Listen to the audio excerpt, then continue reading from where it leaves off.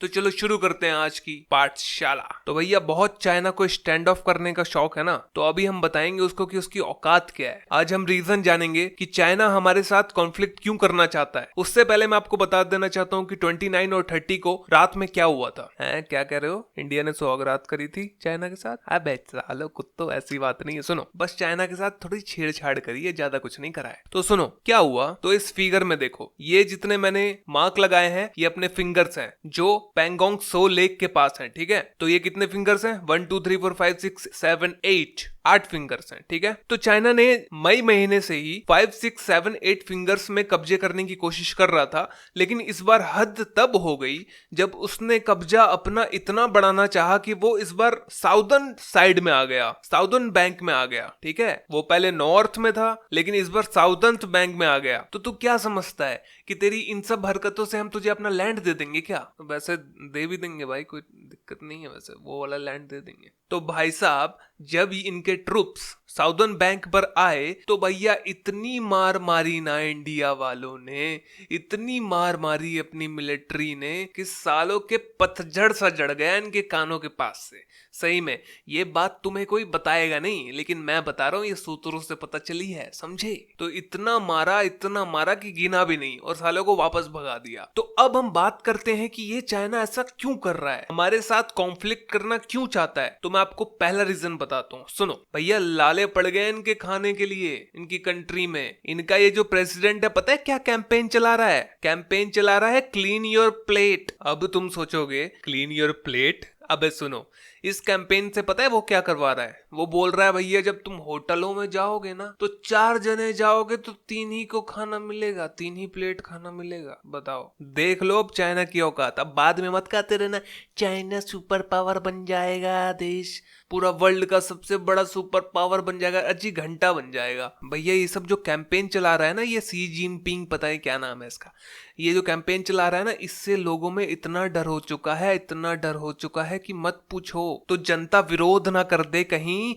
इसलिए ये हम पे अटैक करके उनको डेविएट करना चाहता है मेन मुद्दों से। तो भैया आप लोग सोचोगे कि चाइना के पास फूड की कहां से कमी हो गई, वो तो इतना बड़ा सुपर पावर कंट्री है अकॉर्डिंग टू यू। तो मैं आपको बताता हूं, सुनो देखो, चाइना जो है पूरे वर्ल्ड पर रिलाई करता है फूड को लेकर। उसका जो टोटल फूड ग्रेन्स होता है वो 20 to 30% वो अपने बाहर से मंगाता है फूड ग्रेन्स। तो आप समझ सकते हो कि वो कितना डिपेंडेंट है वर्ल्ड पर। अभी और एक डाटा दिखाता हूं मैं आपको, जिससे आप समझ पाओगे dependency of China on the world. China में इतना ज्यादा इंपोर्ट होता है फूड ग्रेन्स का कि वो 2013 से 2017 में टॉप एग्रीकल्चर मार्केट था। चाइना की फूड इंपोर्ट की क्वांटिटी इतनी बढ़ चुकी है कि पहले वो $14 बिलियन थी, लेकिन अब $105 बिलियन है। चाइना ब्राजील से 22.7 बिलियन का फूड ग्रेन्स इंपोर्ट करता है, 18.1 बिलियन का वो यूएस से करता है, 5.6 बिलियन वो कनाडा से करता है, 5.35 बिलियन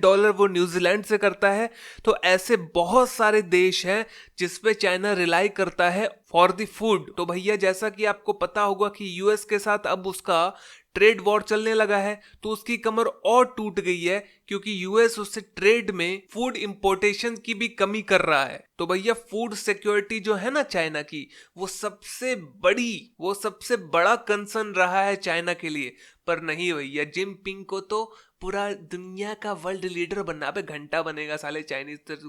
क्या बोलो भैया, तुझे गाली देने का मन करता है मुझे। तो मैं आपको बता दूं कि इंडिया भी $1999 मिलियन का एग्रीकल्चर ट्रेड करता है चाइना के साथ। तो ये सारा एक्सपोर्ट करता है इंडिया टू चाइना। तो भैया अगर ज्यादा तू छूट छाड़ करेगा ना भैया, तो साले तेरा दाना पानी बंद करवा देंगे हम, समझ रहा है। तो ज्यादा हीरो मत बना कर। और तेरे छुपाने से क्या होगा, हमें पता नहीं चलेगा बेटा, हम कुछ भी पता कर लेते हैं, समझ रहा है। और क्राइसिस इतनी बड़ी है कि चाइना ने इंपोर्ट किया है 91,000 टन्स ऑफ व्हीट जो कि 197% ज्यादा है पिछले साल से, और उसने 880 टन ऑफ कॉर्न इंपोर्ट किया है जो कि पिछले साल से 23% ज्यादा है। ऐसी शुगर उसने किया है जो कि 1 लाख टन है अप्रोक्स, जो कि 196% ज्यादा है। तो पता है दुनिया को क्या लग रहा था? दुनिया को लग रहा था भैया ये हमसे इंपोर्ट कर रहा है ना, क्योंकि ना प्राइस कम हो गए हैं कोरोना वायरस में, इसलिए इंपोर्ट कर रहा है। लेकिन क्या पता था कि साले के लाले पड़े हुए हैं घर में, फूड ही नहीं है खाने को। अब इसकी कोरोना वायरस में सारी चेन कट चुकी है, कहीं से इंपोर्ट हो नहीं रहा, एक्सपोर्ट हो नहीं रहा, और इसको कोई देगा भाई? इसको कोई कौन देगा यार? साले के क्या बोलूं, इनको साले इतने बड़े चूतिया है ना ये भाई, दिल से गाली निकलती है और नीचे से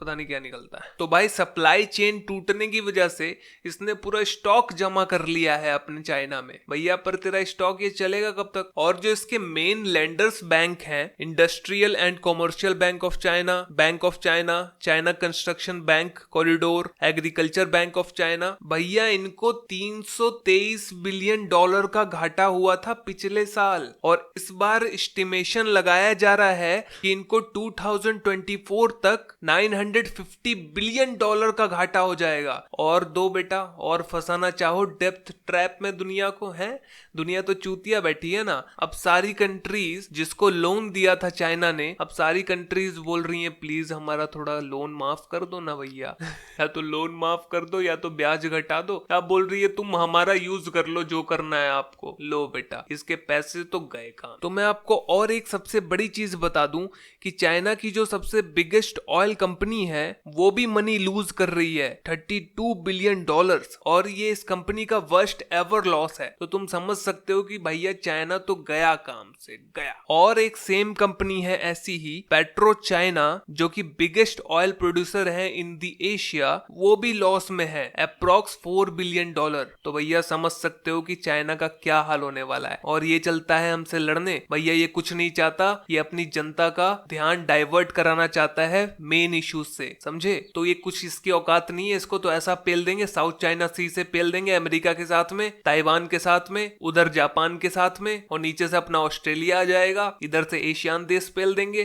भैया इसको कहां कहां से, और ये सारा पाकिस्तान चूतिया, इसको तो हम नंगा नाच करवाएंगे, नंगा नाच बोले, नाच बेगम नाच बेगम नाच बेगम नाच। तो यही थी वीडियो मेरी भैया। Thank you so much for watching my video. अच्छी लगी तो लाइक करना, सब्सक्राइब करना। बाय।